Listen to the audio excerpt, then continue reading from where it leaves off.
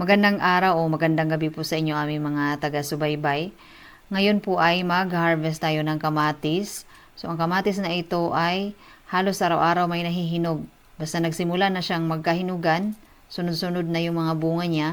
Tas ang kamatis na to ang aming ginagawang pampaasim sa aming mga lutuin dahil ito ay maasim. So mapapaksiw man or mapasinabawan, hindi na kami maglalagay ng mga pampaasim kundi itong kamatis na lamang na ito. So, ang kagandahan nito, no, kahit saan mo siya itanim, laging maraming bunga.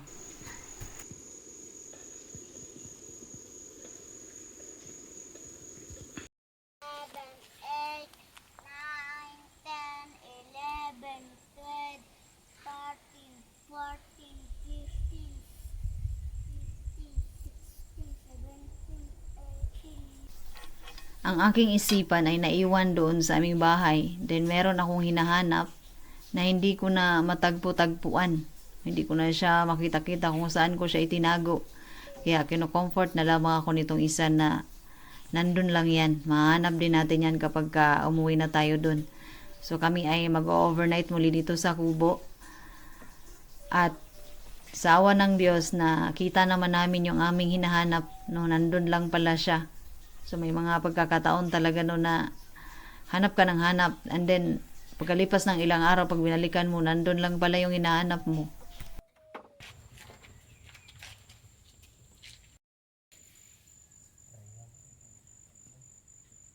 Tan, minum kayan. Lagi. Cing. Tan ini. Cing, ayam anon dyan na. Ayam. Sayang to. Gasot ka to dito? Sayang. Kay pasing.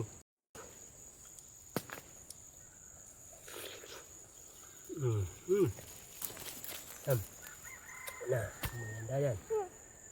No?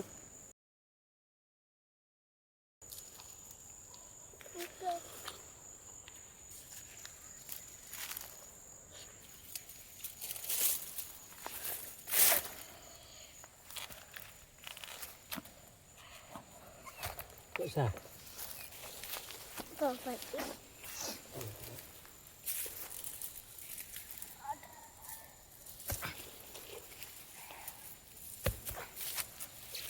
Sampai sobtak di macam kan?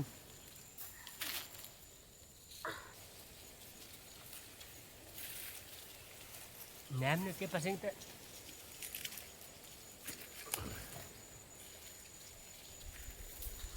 Ni macam itat na.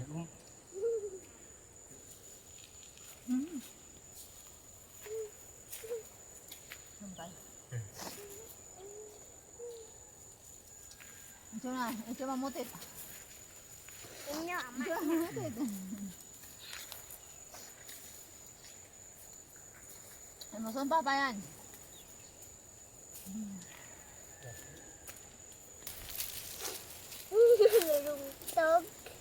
Puro na hinog. Oh. Huwag mo masyadong edyan yung pikang sa isa mag-violation. Ay kay pasing. Chung.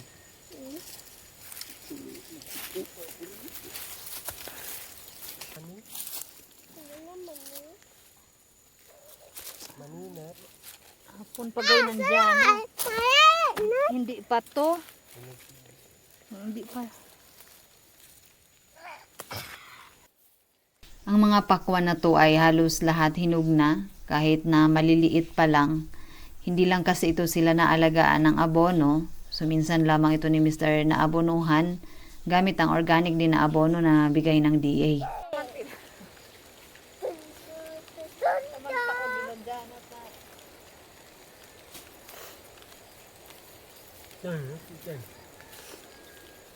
Kasarap sa pakiramdam itong mag-harvest tayo kahit na hindi man ganun karami, hindi ganun kalalaki at hindi ganun kagaganda. At least meron pa rin. At kung meron mang talagang nag-e-enjoy sa aming pag-harvest na ito ay itong maliit dahil natutuwa siya kapag nakikita niyang pagkapitas ay pwede nang kainin agad at nakikita niya yung kulay tapos tinikman niya na matamis. So talagang natutuwa siya. So, maganda iparanas yun sa ating mga anak yung galing harvest na pwede na agad kainin. Kachilyo. Katsilyo. Usang kachilyo. Usa. Kutsilyo, kutsilyo.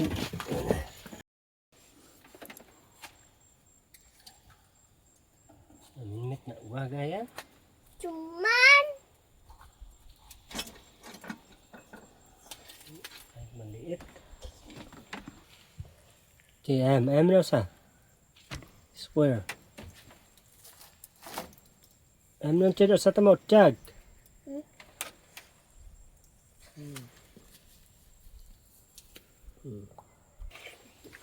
At least ay masipag na kumain.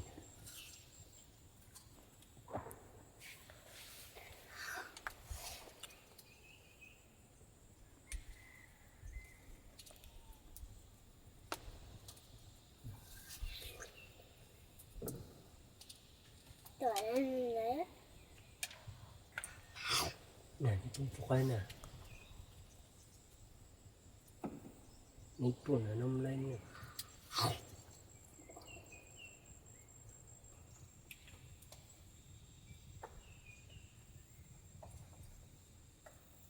Yan. Hanap ng basket.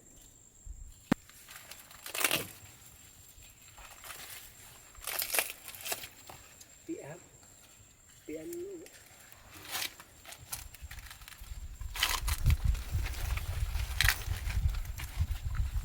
Kailan mo mo ito?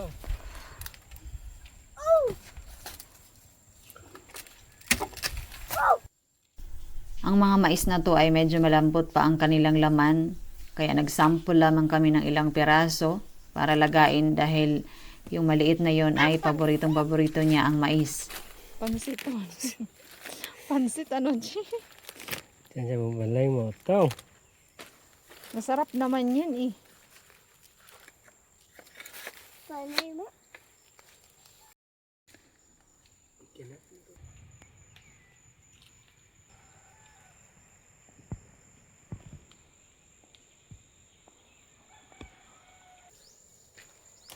Ujung na.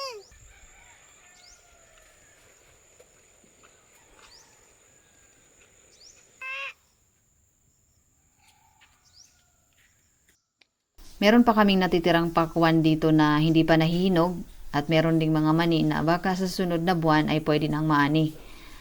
Kaya napakaganda talaga nitong meron tayong mga pananim kasi meron tayong hihintayin sa bawat buwan, no? Tapos dapat talaga na mag-start na tayo magtanim-tanim kung meron talaga tayong space na mapagtaniman. Dahil nga, di natin alam baka darating yung isang araw na sa market, no? Wala na tayong masyadong mabili dahil sa pangyayari sa mundo ngayon. Ang aming sadya dito sa taas ay para mamingwit, para din sa dagdag sa aming hapunan kasi mag-overnight nga kami doon sa kubo sa baba. So ito din yung kagandahan na may fish pond kasi meron tayong pagkuhanan din ng ating ulam, hindi lamang sa gulay. So ang aming ginagawa, bingwit-bingwit lang, hindi talaga yung harvest lahat para magtumagal siya, no? Pagka walang ulam, pwedeng mamigwit lamang ng ilang piraso.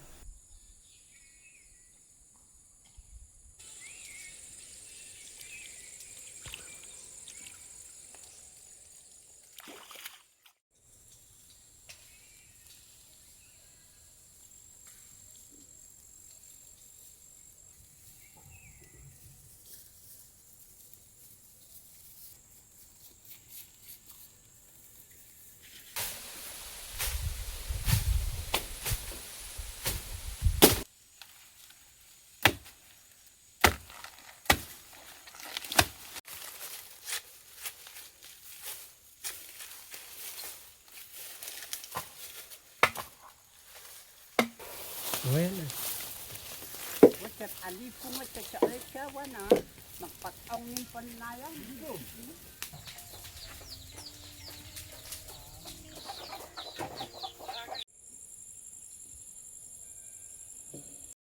si tay lusong no matal sa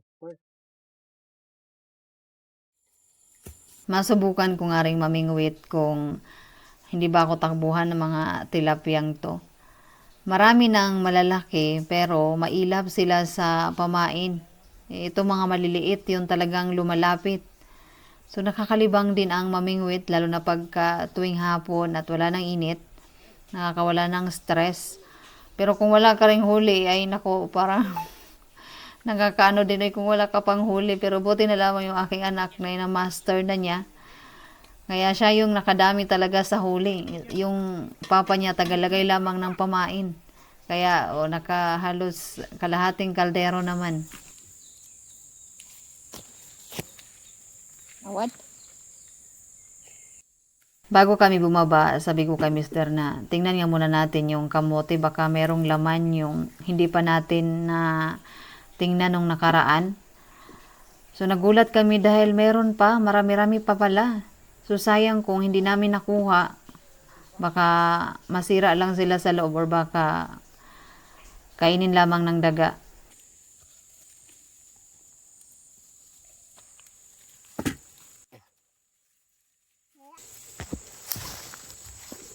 Kokoran. Mama te machus pa.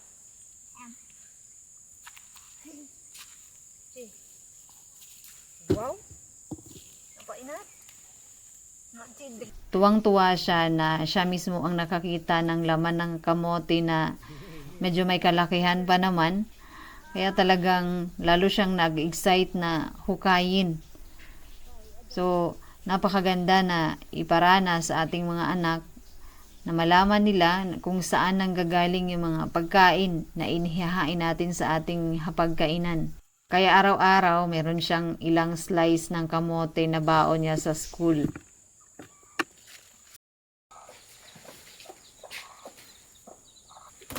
Mayaman kasi kung losansya.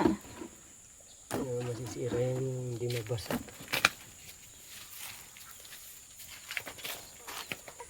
Mataba yan ki.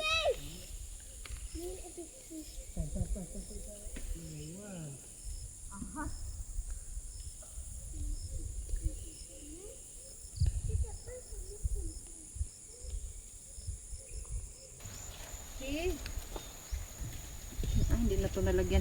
Extension pa to dito sa Noki. Oy. Nga lagayan dito ng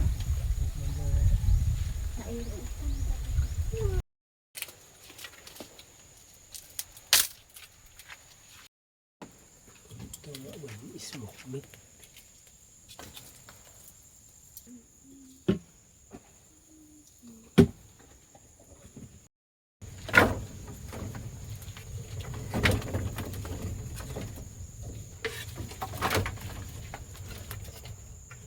Dapat pag ay paganyan.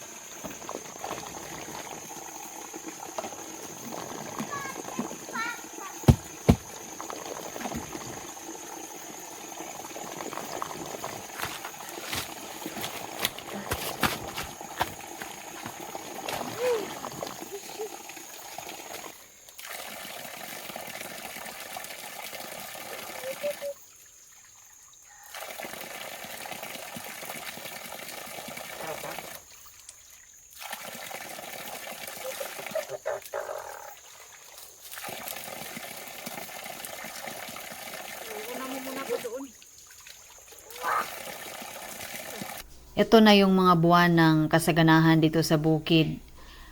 May mga labong, may snail kaya laging may binungor. Tapos yung mga gulay ay unti-unti nang makakapag-harvest. May mga bagong aning palay.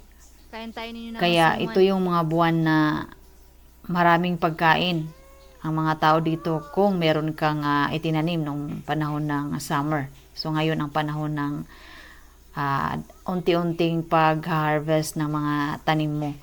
So kasunod naman ito ang tag-ulan, yun na yung pagtatanim naman ng mga repolyo, pechay.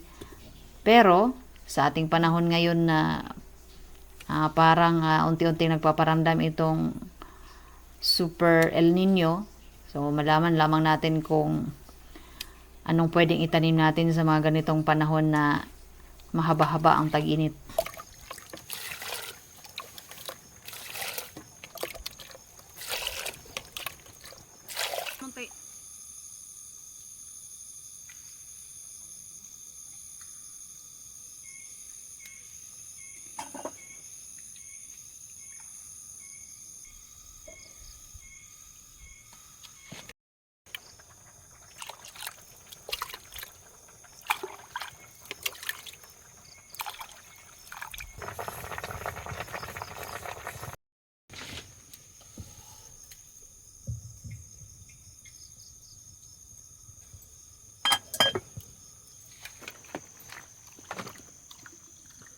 Itong mga damo na to, pag bumakito na, wala na naman.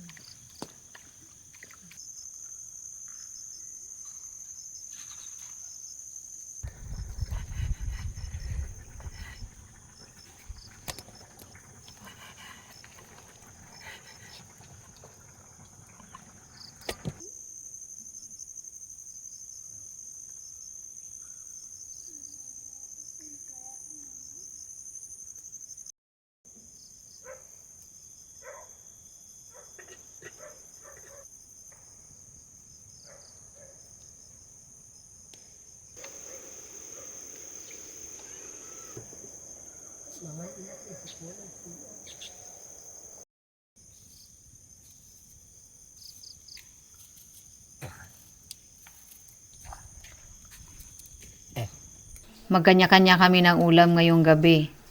So yung maliit nag-request, gusto niya daw ng barbecue. So bira lamang yun siya kumain ng mga manok at karne kaya pagbigyan na. Tapos yung binungor ay sigurado kay Mister yon at yung akin naman ay yung tilapia.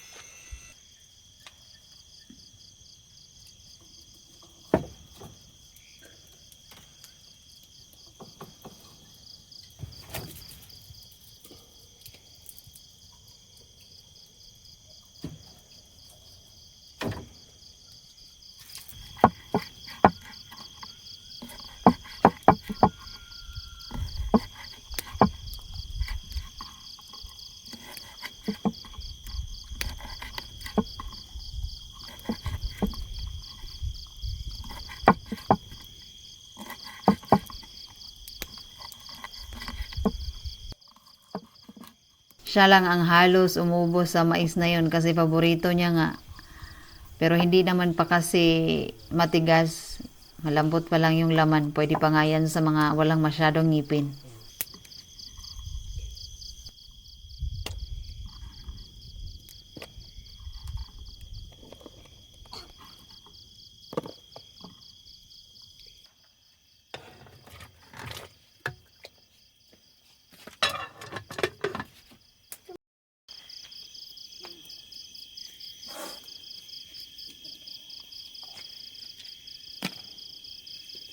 Sampuan niya po.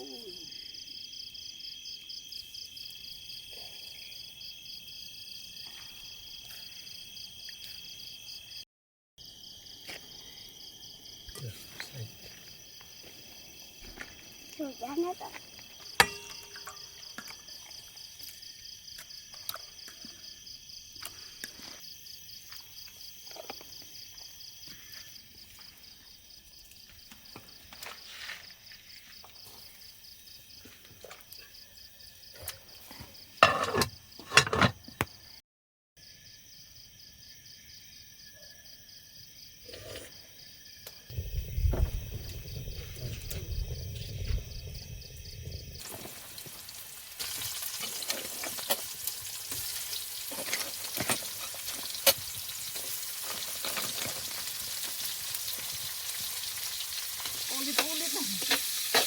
Umipit kalat.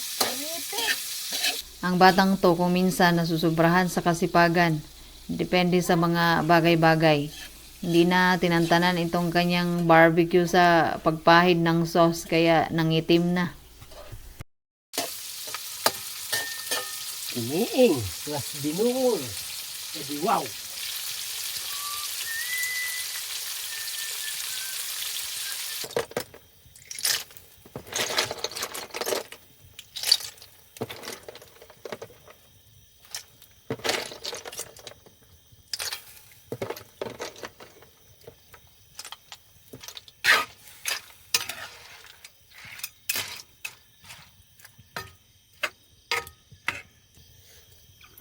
Nahalo lang.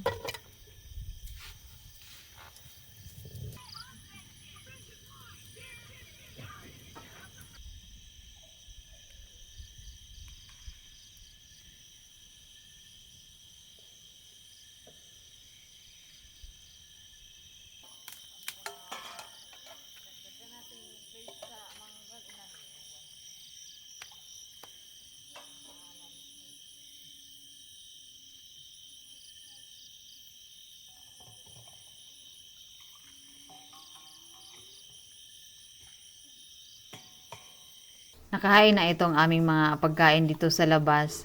So sinadya namin na dito kami kakain. Siyempre maganda yung panahon, wala namang ambon-ambon. Kasi inaaya namin yung aking brother-in-law na nasa baba na umakyat dito para sumabay sa amin sa pagkain. Kasi marami-rami naman tong aming hinandang pagkain tapos kami lamang 3. Pero since merong bitamina, so may mga kasama din pala siya doon na nagsisimula na sila uminom ng kanilang bitamina. O ayaw na nilang umakyat. Kasi priority talaga ang bitamina. Isi naman. Isi na. Na, gulay. Hindi ko.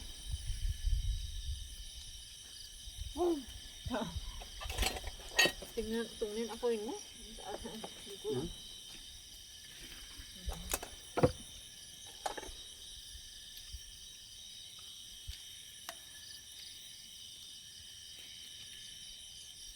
Nih, kaming pilit nih. Udah mempilit mo tayo.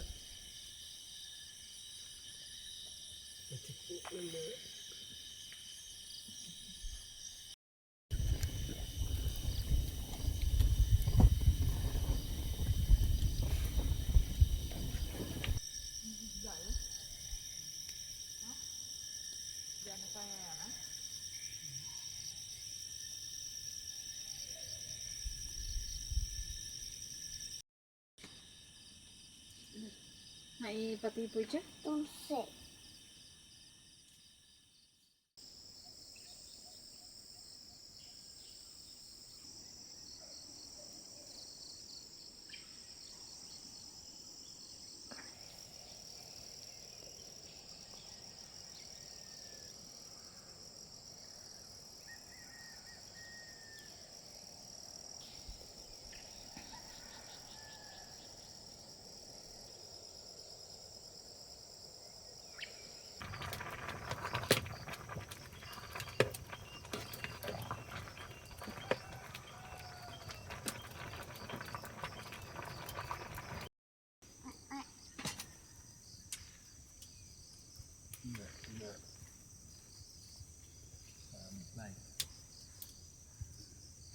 kinaumagahan, dumaan to sila ni Uncle dito kasi meron na siyang ipapayos kay Mister.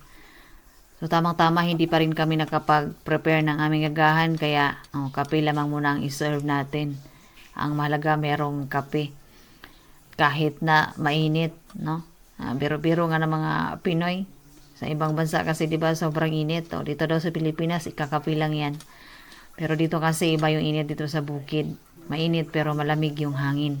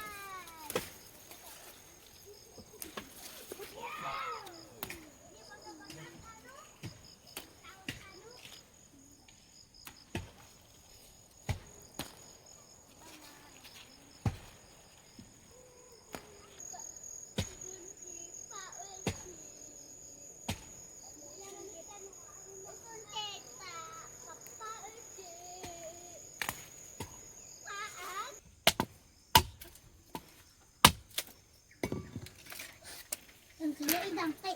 Ayun.